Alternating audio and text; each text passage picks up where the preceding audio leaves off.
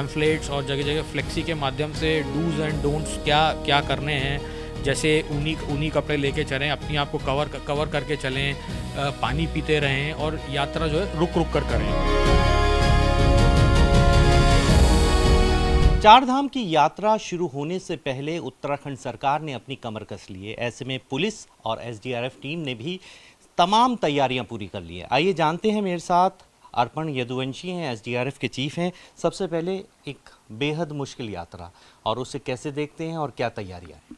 देखिए, माननीय मुख्यमंत्री जी के निर्देशानुसार और हमारे आदरणीय डीजीपी सर के दिशा निर्देशानुसार जो है एसडीआरएफ जो है इस साल यात्रा को सफल, सरल और सुगम और सुरक्षित बनाने के लिए पूरी तरीके से प्रतिबद्ध है।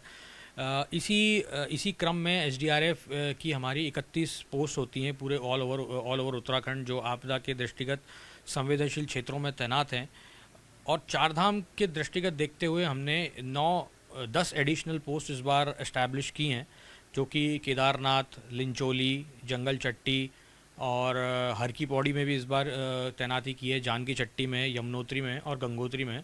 तो इस तरह से 10 एडिशनल पोस्ट हमने तैनात की गई है।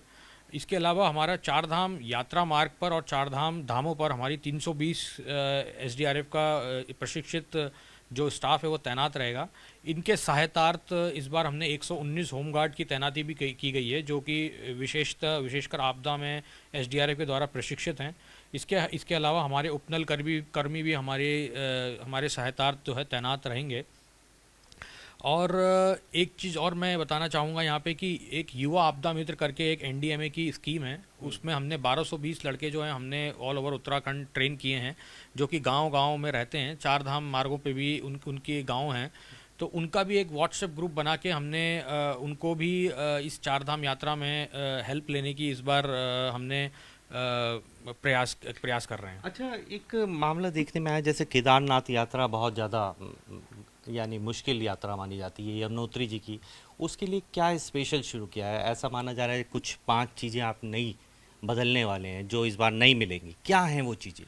देखिए, चारधाम यात्रा में जो अमूमन पिछले साल देखा जाता है कि दूर दराज से लोग आते हैं और उनके लिए जो ऑल्टीट्यूड डिफरेंस एकदम बहुत ज़्यादा आता है। कोई व्यक्ति जो है दिल्ली से आता है और एकदम वो केदारनाथ की पहाड़ी चढ़ता है, तो उसके लिए एक ऑल्टीट्यूड डिफरेंस होता है और उसकी वजह से यहाँ पे उनको श्वास संबंधी समस्या और कई लोग जो है कोलैप्स भी हो जाते हैं। ऐसा मोर्टेलिटी पिछले साल देखी गई है।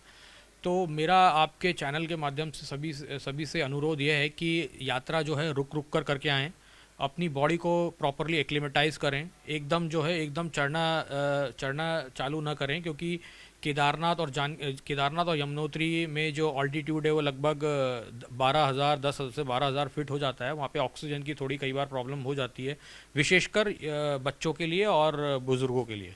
तो इसके लिए एसडीआरएफ जो है हम लोग इस बार जो है हमने जगह जगह पैम्फलेट्स और जगह जगह फ्लेक्सी के माध्यम से डूज़ एंड डोंट्स क्या क्या करने हैं, जैसे ऊनी कपड़े लेके चलें, अपने आप को कवर करके चलें, पानी पीते रहें और यात्रा जो है रुक रुक कर करें, एकदम चढ़ाई चालू ना करें, धीरे धीरे करें। इसके अलावा जो इस तरह की प्रॉब्लम आती है उसके लिए इस बार हमने जो है कुछ इनिशिएटिव्स लिए हैं, उसका मैं बताना चाहूँगा कि हमारे जो ट्रेंड पैरामेडिक्स फोर्स है हमारे एसडीआरएफ की, वो जो है पैदल मार्गों पर, विशेषकर केदारनाथ के पैदल मार्ग और यमुनोत्री के पैदल मार्ग पर जगह जगह तैनात रहेगी। और एक पॉकेट फर्स्ट एड करके हमने इस बार एक इनिशिएटिव लिया है। पॉकेट फर्स्ट एड से ये चीज़ होती है कि हमारे जितने भी लड़के रेस्क्यूअर हैं, पैरामेडिक्स हैं, उनके पॉकेट में फर्स्ट एड का जो बेसिक सामान होता है, जैसे 4 टैबलेट्स हो गई, सॉर्बिट्रेट्स, एस्पिरिन, पैरासीटामोल, डायमॉक्स वो जब काम आती है जब किसी को चक्कर आ रहे हैं और हाई ऑल्टीट्यूड की वजह से, तो डायमॉक्स से उसको तुरंत राहत मिलती है। एस्पिरिन और सॉर्बिट्रेट उस केस में काम आती है जब किसी की सांस फूल रही है या किसी को लग रहा है कि उसको अटैक आ सकता है। तो जो गोल्डन आवर होता है एक मेडिकल प्रिंसिपल में कि वो 1 घंटे में उसको एक टर्शरी केयर मिल गई तो वो बच सकता है, तो उस 1 घंटे के लिए हम उसको एस्पिरिन, हमारे लड़के जो हैं सबकी जेब में हम इस बार जो है पॉकेट फर्स्ट एड देंगे और वो जगह जगह पूरे उसमें तैनात रहेंगे। एक सवाल और बनता है, हमने पिछली बार भी देखा केदारनाथ जी में लैंडस्लाइड आया, कई नेटवर्क ख़त्म हो गए, मोबाइल नेटवर्क ख़त्म हो गए, उससे जूझने के लिए इस बार क्या तैयारी है? देखिए जब भी कोई बहुत बड़ी आपदा आती है तो वहाँ का जो कम्युनिकेशन इंफ्रास्ट्रक्चर है वो पूरी तरीके से डैमेज हो जाता है और मोबाइल से बात करना जो है बड़ा मुश्किल हो जाता है। तो इससे निपटने के लिए है एसडीआरएफ ने ऑलरेडी 28 सैटेलाइट फ़ोन अपने चार धाम की जो भी पोस्ट हैं उसमें वितरित किए हुए हैं। ये सैटेलाइट फ़ोन हर मौसम में हर स्थिति में ये जो हैं वर्किंग रहते हैं। इसके अलावा एक क्यूडीए सेट भी हमने इस बार परचेस किया है और वो हमारे चार धाम लोकेशंस पे हमने डिस्ट्रीब्यूट किया है। ये जो है किसी भी पर्टिकुलर के 20 से 30 मीटर के क्षेत्र में अगर इसको तैनात कर दिया जाए तो उसमें नेटवर्क कनेक्टिविटी और वाईफाई कनेक्टिविटी चालू हो जाती है। तो ये जो कुछ जो है एक नए टेक्नोलॉजिकल इनिशिएटिव हमने इस बार लिए हैं। अच्छा सर, देखने में आता था ड्रोन जैसे हाई हाइट पे नहीं उड़ा सकते उसे, तो उसके लिए भी सुनने में आ रहा है आप कुछ और भी तैयारी कर रहे हैं। आपको कोई ऐसा ड्रोन मिला है जो कुछ विशेष है, उसकी खासियत बताइए। देखिए Uttarakhand state disaster management authority USDMA के माध्यम से एक ड्रोन हमको इस बार मिला है। नभनेत्र ड्रोन है उसका नाम। It is not just a drone, it is a complete setup with a van, drone, control room, monitors and all communication setup. तो उसको हमने ये ड्रोन कोई एक जनरल ड्रोन नहीं है, नॉर्मल ड्रोन नहीं है। ये ड्रोन कमर्शियल ड्रोन है जिसकी एंड्योरेंस और जिसकी फ़्लाइंग कैपेबिलिटी और उसकी फ़्लाइंग ऑल्टीट्यूड और उसका जो रेंज है वो बहुत ज़्यादा है। एग्ज़ाम्पल के तौर पे ये जो नभनेत्र ड्रोन है इसकी जो रेंज है वो 5 किलोमीटर की रेंज है और दो घंटे तक ये कंटिन्यूस हवा में रह सकता है। तो इस ड्रोन का यूज़ जो है हम सोच रहे हैं कि जानकी चट्टी से लेके जो यमुनोत्री का जो जो बहुत ही सकरा मार्ग है जहाँ पर घोड़ा, खच्चर, डंडी, कंडी, पैदल यात्री भी सब लोग चलते हैं और ऐसे उसमें कई सारे ऐसे पॉइंट्स हैं जैसे 9 कैंची, 18 कैंची जहाँ पे क्राउडिंग बहुत ज़्यादा हो जाती है।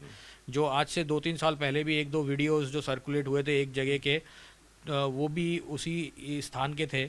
तो इस ड्रोन का इस्तेमाल हम केदारनाथ में और यमुनोत्री के पैदल मार्ग में करके हम क्राउड को स्टैगर कर सकते हैं और क्राउड किसी एक जगह बहुत ज़्यादा न जमा हो और कोई स्टैम्पीड या इसकी भगदड़ की कोई ऐसी दुखद घटना ना हो, उससे प्रिवेंट करने के लिए हम ये नवनेत्र ड्रोन का इस्तेमाल करेंगे। तो कह सकते हैं चलता फिरता पूरा सिस्टम आपके साथ रहेगा सर? बिल्कुल जी, ये एक चलता फिरता ड्रोन है जो एक ही पूरे 5 किलोमीटर 6 किलोमीटर के क्षेत्र को पूरा कंटिन्यूस मॉनिटर करते हुए उसके लाइव फीड्स और वहाँ की स्थिति जो है कंट्रोल रूम में पल पल पल पल रियल टाइम मॉनिटरिंग में देता रहेगा। आपको दर्शक देख रहे हैं, बहुत सारे लोग आने की तैयारी में भी हैं। क्या संदेश देना चाहते हैं? मौसम जैसे बिगड़ने के हालात लगातार बनते हैं वहाँ पे, क्या कहना चाहते हैं वृद्ध लोगों से, जवान लोगों से, बच्चों से, क्या कहना चाहते हैं? देखिए मैं सबसे पहले अनुरोध यही करूँगा कि अपना रजिस्ट्रेशन करा के आएँ।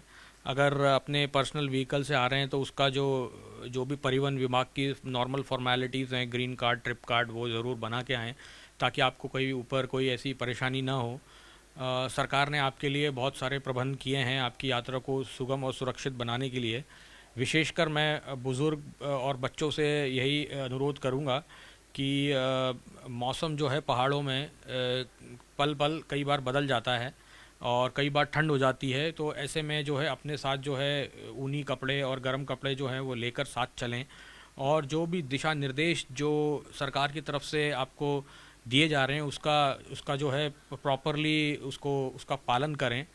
यात्रा को है थोड़ा रुक रुक कर अपनी यात्रा को रुक रुक कर करें क्योंकि एक साथ आप यात्रा करेंगे तो आप थकेंगे भी और आपको हेल्थ संबंधी कुछ समस्याएं भी हो सकती हैं। तो सभी चीज़ों को ध्यान में रखते हुए और मौसम का विशेष कर ध्यान रखें।